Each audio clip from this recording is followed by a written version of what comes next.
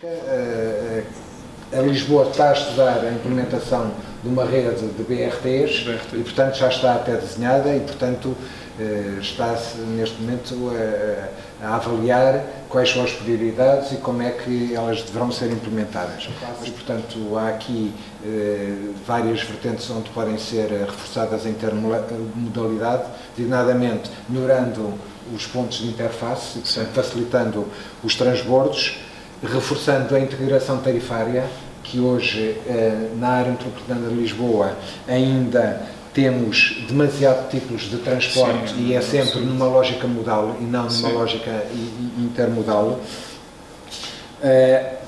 Há um reforço também da bilhética integrada, ou seja, eu através de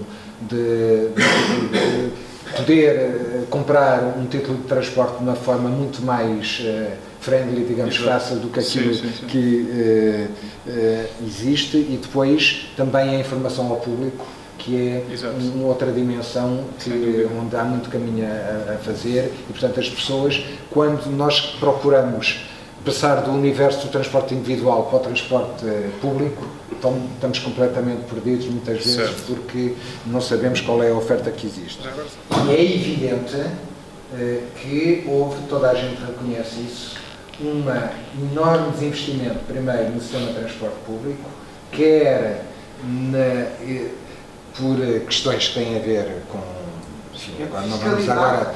Não, que tem a ver com o equilíbrio das contas de operação, ou seja, foi determinado em determinado período, designadamente quando fomos intervencionados pela Troika, que teria que haver um equilíbrio nos custos de operação do sistema de transportes, e portanto fez duas coisas que de sinal que vão no mesmo sentido. Primeiro, aumentou-se muito os preços dos bilhetes, e depois diminuíram-se muitas frequências quer do metropolitano, quer dos autocarros. E, portanto, isso fez com que isso afastasse as pessoas, obviamente, do transporte público e, portanto, houve uma perda muito significativa de passageiros em transportes urbanos e, provavelmente, também em transportes suburbanos. Aquilo que se procura é que aquilo que nós chamamos os beneficiários indiretos do transporte público, que é justamente o transporte individual ou dos modos suaves,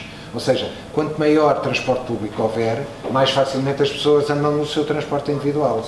E, portanto, aquilo que se procura é que os beneficiários indiretos do transporte público, que são aqueles que utilizam o veículo privado, possam subsidiar o transporte público, como? Através das receitas, por exemplo, das portagens, possam ir para subsidiar o transporte público, as receitas do estacionamento possam subsidiar o transporte público, as receitas do IMI, que já está previsto na lei, uma parte do IMI, porque uma pessoa quando tem 1 metro à porta de casa, o valor do seu imóvel aumenta imediatamente. Portanto, uma parte da receita do IMI que é gerada pela melhoria do transporte público, seja para financiar o transporte público e assim equilibrar também as receitas do transporte público. Sim. Eu acho que é importante percebermos, o Vasco há pouco mencionou, em Paris o bilhete que nós pagamos, a tarifa que nós pagamos, só cobre 50%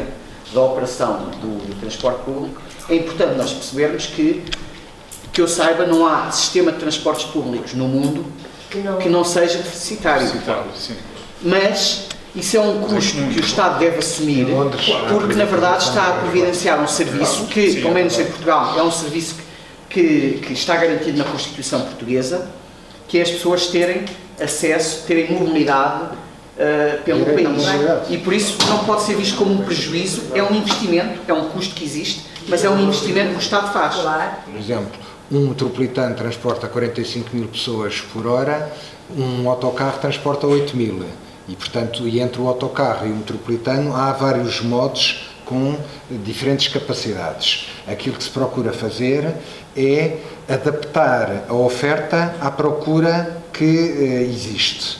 E, por outro lado, temos que perceber que 1 quilómetro de metropolitano em Lisboa custa de 70 milhões de euros.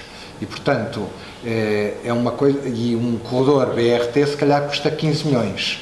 Portanto, são escalas completamente diferentes. Portanto, aquilo que se está a procurar fazer é não adaptar, enfim, aquilo que eu estava a dizer é adaptar a oferta do transporte público à procura. E, portanto, existe uma rede, da mesma forma que para a rodovia do transporte individual existem, se calhar, as autoestradas, depois existem os IPs, depois existem as vias principais, os diferentes níveis até chegar à rua de bairro. No sistema de transporte público, aquilo que se procura fazer é também existir uma espinha dorsal, ou os modos de grande capacidade, que é o comboio, basicamente os ferroviários, comboio ou metropolitano, depois passar para um nível inferior, que são os tais BRTs, que não existem em Lisboa, mas têm que ser pensados à escala metropolitana, porque, mais uma vez, nós não podemos pensar o sistema de transportes com limites administrativos, porque não faz sentido nenhum. E, portanto, tem que haver uma articulação com os diferentes municípios envolventes de Lisboa e depois passar para o serviço da Carris ao nível da cidade e depois um serviço da Carris ao nível dos bairros, que está também a ser pensado pelas juntas de freguesia, que agora têm uma outra autonomia para desenvolver serviços, e isso também está a ser criado. E, portanto, a ideia é passar de um nível muito elevado até um nível mais baixo de serviço de transporte público.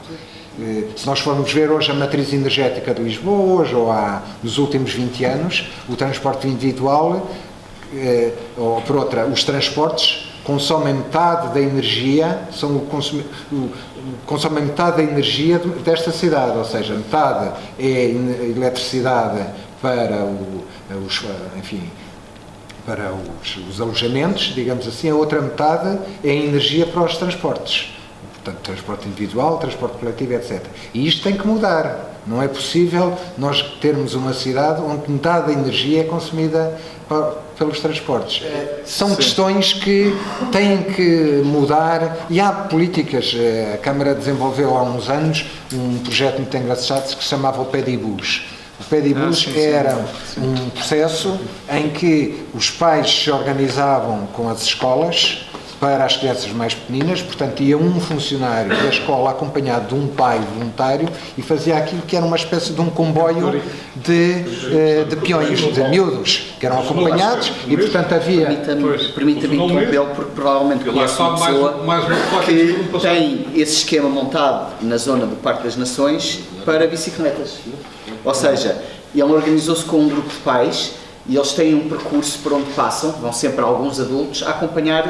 Já e uma semana é um pai, outra semana é outro. 4 ou 5 anos. E, portanto, vão os miúdos de 4 ou 5 anos, o percurso é como se fosse um percurso de autocarro, porque é sempre o mesmo, passam em determinadas paragens, apanham os miúdos e fazem um percurso desde uma origem até à escola e depois da escola até aos diferentes locais. Portanto, há formas muito engenhosas de evitar, porque a partir do momento em que nós tiramos o nosso carro da garagem ou do lugar que nos custa sempre encontrar, a partir daí depois deslocamos e nós somos muito bimodais, ou não andamos nada de carro ou então só fazemos tudo de carro.